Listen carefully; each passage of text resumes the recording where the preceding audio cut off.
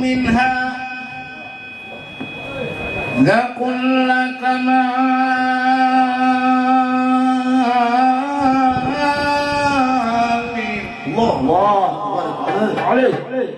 هذا يعذب عنه لك مقالي صلى عليك الله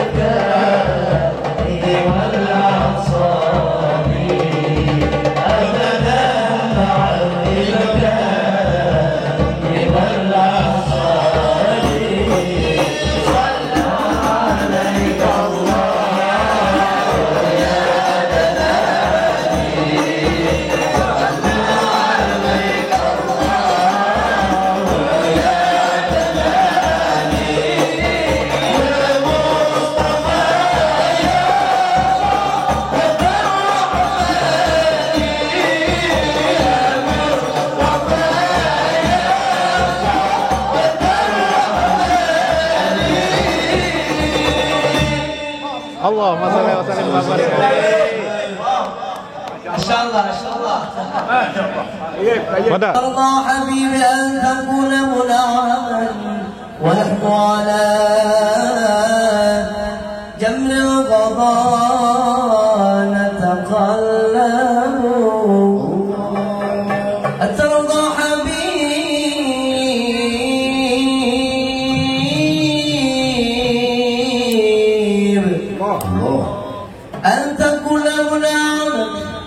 ونحن على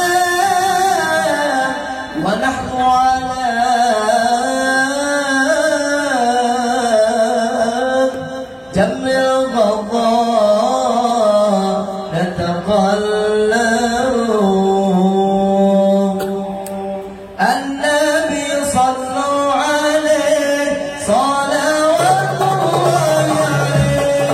النبي صلوا عليه صلوات الله عليه.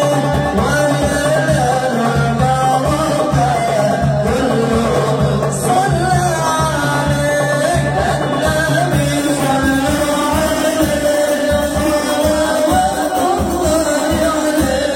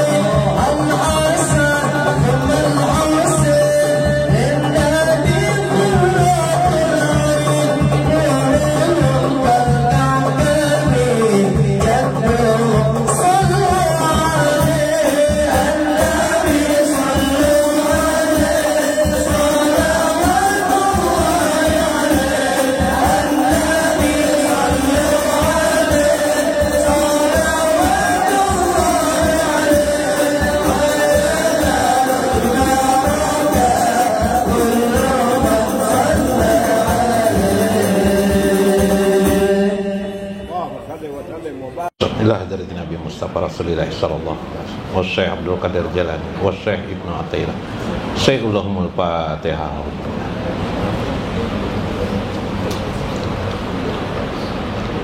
Iyyaka na'budu wa iyyaka nasta'in. Shiratal mustaqim. Shiratal ladzina an'amta 'alaihim. Assalamualaikum warahmatullahi wabarakatuh. Bismillahirrahmanirrahim. Bismillahil malikil qudusi salam. Bismillahil azizil hakim. Wassalatu wassalam ala sayyidina wa nabiyyina Muhammad wa ala alihi wa sahbihi ajma'in. Fa inna insyaallah nabhasu li kitab Syekh Ibnu Athaillah Al-Hikam wa nafa'na bihi wa ulumihi bid-dharain. Amin ya rabbal alamin. Mudah-mudahan melalui saluran Syekh Ibnu Athaillah keberkahan, ampunan dari Allah Subhanahu wa taala kepada kita. Allah tarik diri kita untuk dekat kepada Allah dan Rasul-Nya, sehingga kita merasakan kelembutan Allah dalam kehidupan sehari-hari. Amin ya rabbal alamin. Faqala al-mu'allif rahimahullah, berkata Syekh Ibnu Athaillah, mata atlaqa lisanaka bitolabi fa'lam annahu yuridu ayyutiyaka. Mata atlaqa lisanaka, apabila terlepas dari bibirmu ucapanmu kepada Allah, terlepas dari jiwamu lisanmu, bitolabi, yaitu meminta kepada Allah Subhanahu wa taala. Bahasa agamanya berdoa. Apabila seorang hamba sudah mampu mengucapkan doa di bibirnya, di hatinya bersamaan, fa'lam, ketahuilah, maka si hamba itu annahu yuridu ayyutiyaka, sebenarnya itu merupakan bukti Allah ingin memberi kepada orang tersebut. Nah, kita ini kan terbalik kalau orang awam. Orang awam berdoa itu ialah berharap kepada Allah supaya dikabulkan. Artinya belum dikabulkan. Menurut Syekh Ibnu Athaillah, apabila seorang hamba itu sudah mengangkat tangannya berdoa kepada Allah, berarti itu bukti Allah mengabulkan hajatnya. Nah, kayak betul. Berarti itu bukti Allah sudah mengabulkan hajatnya. Karena itu janganlah seperti orang awam kebanyakan. Ini pelajaran maksus lah, ini pelajaran khusus. Doa itu meskipun sudah dikabulkan Allah, tetaplah kita berdoa istiqomah. Misalnya kita berdoa kepada Allah, ya Allah berilah aku kebahagiaan di dunia dan akhirat. Ternyata di dunia ini kita bahagia, terasa nyaman, misalnya doa kita Rabbana atina fid dunya hasanah, ya Allah beri aku kebaikan di dunia dan kebaikan di akhirat. Ternyata kita di dunia ini banyak sekali kebaikan. Wah, kata kita, Tuhan kan sudah mengabulkan kok, maka tidak perlu lagi aku berdoa. Nah, ini jangan seperti itu. Atau berdoa, Allahumma as'aluka rizqan katsiran. Ya Allah, bihaqqi Sayyidina Muhammad. Ya Allah, memohon padamu rezeki yang banyak dengan hak Sayyidina Muhammad. Ternyata kita kaya di dunia nih. Tetap aja berdoa itu sebagai bukti Allah mengabulkan doa kita. Itu satu itu Pak. Wah, kita pahami dalam syarah.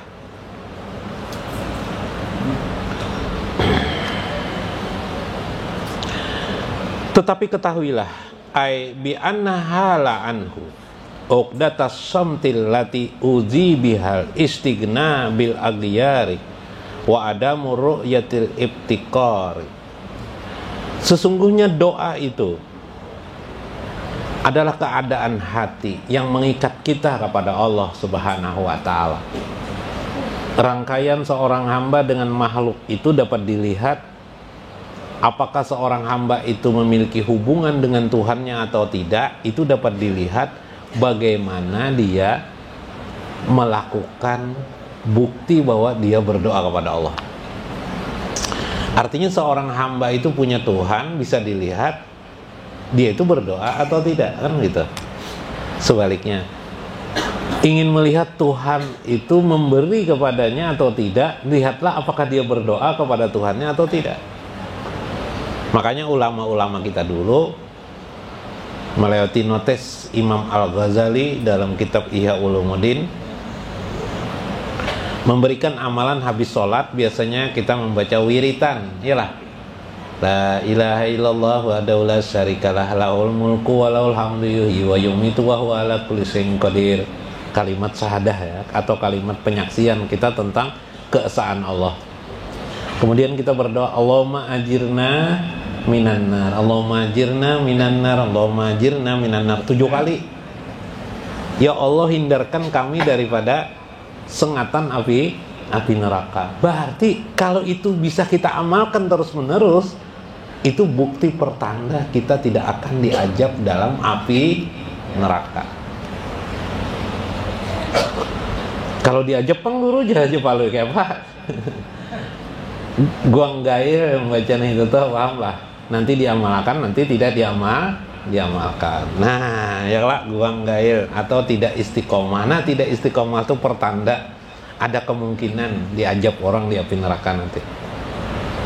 Allahumma antas salam wa minkas salam wa alaikaudus salam. Ya kah? Ya Allah, engkaulah penyelamat yang memberikan keselamatan, engkaulah sumber keselamatan, kepadamu pula kembali keselamatan itu, yang menentukan itu engkau ya Allah. Fa'ayina, hidupkan kami bisalam, dengan salam, matikan kami dengan keselamatanmu, dengan perlindungan, kelembutan keselamatanmu. Berarti kalau itu dapat diamalkan, pertanda di alam barzah selamat. Ya, selamat berarti. Subhanallah. Nah, ini tentang keadaan akhirat. Bagaimana itu sebagai bukti Allah ingin memberi kepada aku. Nah, cuma kita ini kadang-kadang tidak bisa memahami Allah. Itu aja sebenarnya nanti. Tapi itu dulu. Karena itu bagi orang-orang khawas, ini bukan orang awam ya. Nah, nanti karena salah paham, karena itu tidak perlu berdebat di masyarakat itu. Karena di masyarakat itu ada 3 kategori. Kelompok awam, kelompok khawas. Khawas itu artinya khusus, peringkat yang lebih bagus. Ada lagi khawasul khawas, khusus di dalam khusus. Oh, FIP kah orangnya? VIP lah. Doa itu sebenarnya tidak mempengaruhi hidup seseorang, banyak rezeki atau tidak. Bukan berarti aku semalam kenapa jadi kaya karena aku berdoa kepada Allah. Betul, itu menurut orang awam. Bagi tingkat orang awam seperti itu. Tapi pada tingkat khawas, doa itu tidak berpengaruh. Yang mengayakan dia ataupun mencukupkan dia selama ini, ya tidak miskin juga lah. Itu semata-mata Allah, bukan karena doanya. Bukan karena doanya. Jadi kalau ada seorang guru Zainal Arifin punya istri misalnya lebih dari 1, 2, misalnya 2, bukan karena doa Sidin, bukan, tapi semata-mata ada kekuasaan Allah yang menentukan beliau bertakdir punya istri 2. Misalnya misalnya fitnah kan guru, fitnah kalau bujur kan kalau aduh 3 kan kalau 3 Jepangnya kalau Bipa kalau 3 Jepang Bipa bisa jual beneran Bipa ini kira-kira aja Bipa buat tangguh aja Bipa Bon. Nah itu Bipa nya bisa aja kita ini salah tangguh. Ibu guru kayak itu juga, ibu waktu Palwi lagi kecil guru orang kan 17 Agustus 1045 gitu kalau anunya Palwi kada 16 Agustus 1045 salah aja guru, belum habis lagi guru aja. Biasanya 17 Agustus 1000 tahun 45 gitu kah? Itulah hari kemerdekaan kita. Kalau Palwi katanya 16 Agustus 1000 tahun 1045. Besoknya hari kemerdekaan kita. Karena kalau iya Bang guru merubah-rubah aja guru. Ya bisa salah tangguh aja kita nih hidup. Nah tadi doa tidak mempengaruhi. Bagi orang khawas sudah memahami doa itu tidak mempunyai pengaruh. Berdoa tidak mengaruh, doa sama aja. Kenapa itu? Yang mempengaruhi hidupku menjadi kaya ataupun miskin, jadi bahagia dan tidak bahagia, bukan karena doaku, bukan karena amalanku, bukan karena kemampuanku. Semata-mata Allah menghendaki kepadaku untuk senyaman seperti sekarang ini. Subhanallah. Paham? Nah, jadi tolak ukurnya jangan kayak itu. Kenapa aku sekarang sakitnya lah hidupnya? Kurang berdoa aku ini. Nah, itu tolak ukur orang awam. Kalau tolak ukur orang khawas tidak begitu. Kenapa sulitnya hidup begitu sekarang? Oh, berarti Allah sayang kepadaku. Allah ingin mengangkat derajatku.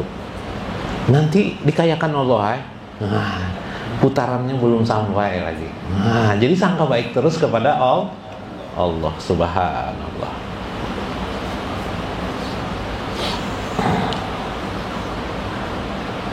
Bi an ashhadaka faqraka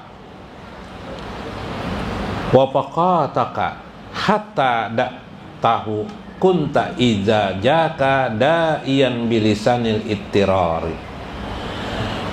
Pada saat engkau sedang kesulitan, maka saat itulah engkau akan mengangkat tangan kepada Allah. Ya kelak. Nah, ini kebanyakan orang awam kan gitu kelak. Kesulitan. Wafataka. Engkau merasakan ada ketergantungan dirimu kepada Tuhan. Nah, kita merasa tergantung dengan Tuhan. Ya Allah, tolonglah ya Allah. Nggak punya beras lagi hamba, nah ya Allah. Wah. Allah kadang sengaja menyulitkan si hamba ini dalam hidupnya. Dalam hidupnya nih Bibe, sengaja Allah menyulitakan kayak apa tuh?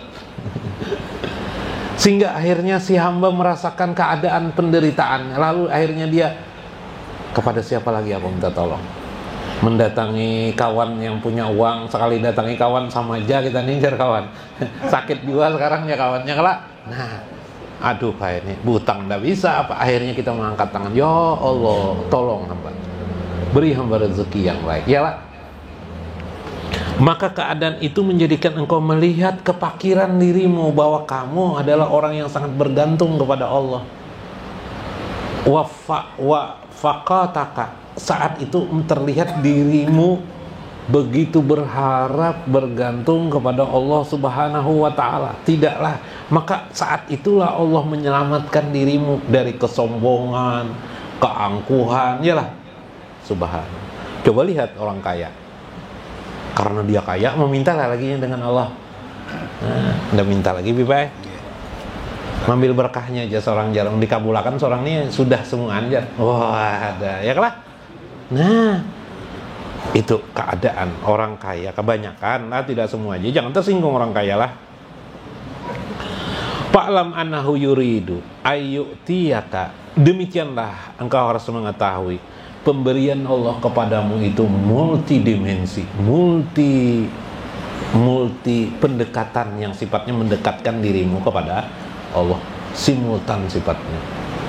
Merasalah kita hidup, kenapa aja tuh, maka aku ini sudah beribadat saja, tapi kenapa sulit-sulit hidupku?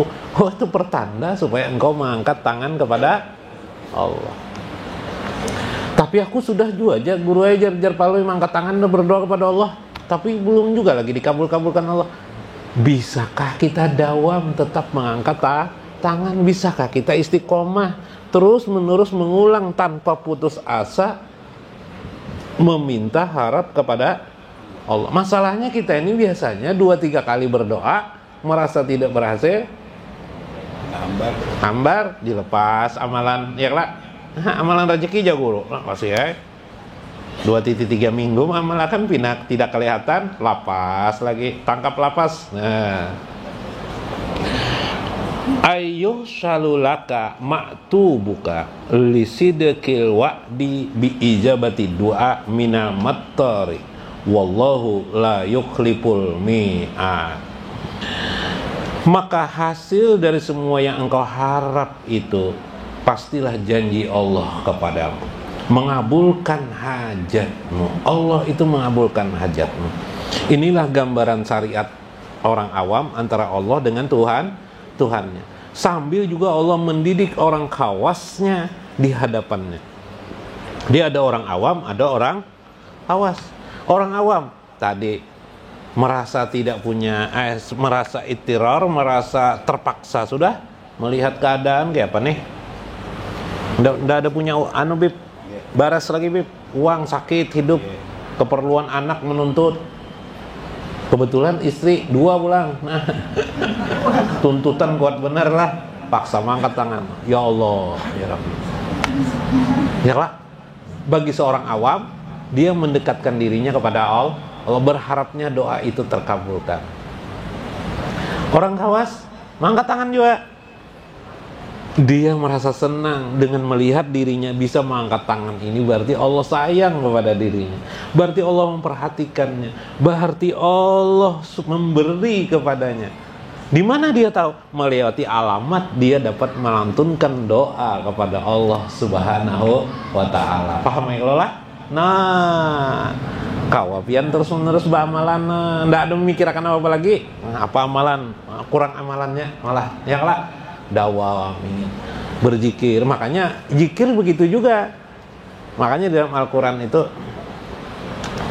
man jakarani faqad azkurkum, siapa yang mengingatku, kata Allah, azkurkum, siapa yang mengingat Allah maka niscaya Allah pun ingat kepadanya.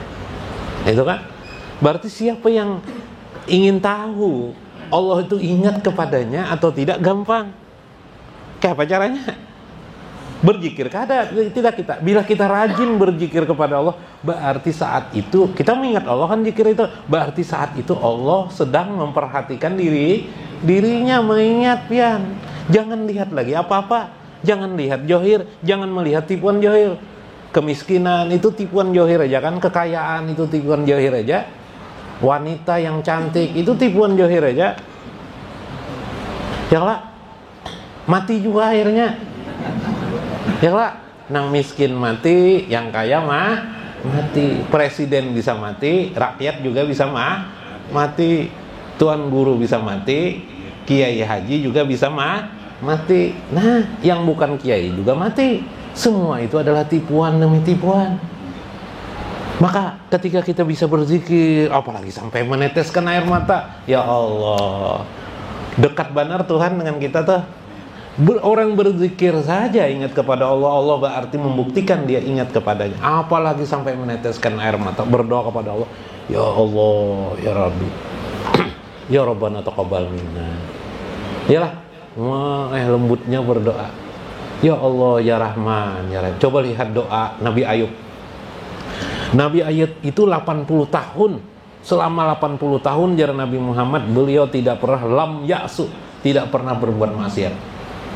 Beliau diuji dengan penyakit apa? Tahu ya kalau penyakit kulit, sampai keluarganya lari, ya berbau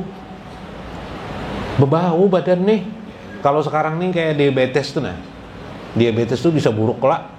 Kalau bagian luka tertentu bisa buruk lah. Nah, Nabi Ayub sampai jauhan di rumah, apa di rumah diletakkan di rumah, bau ya Pak.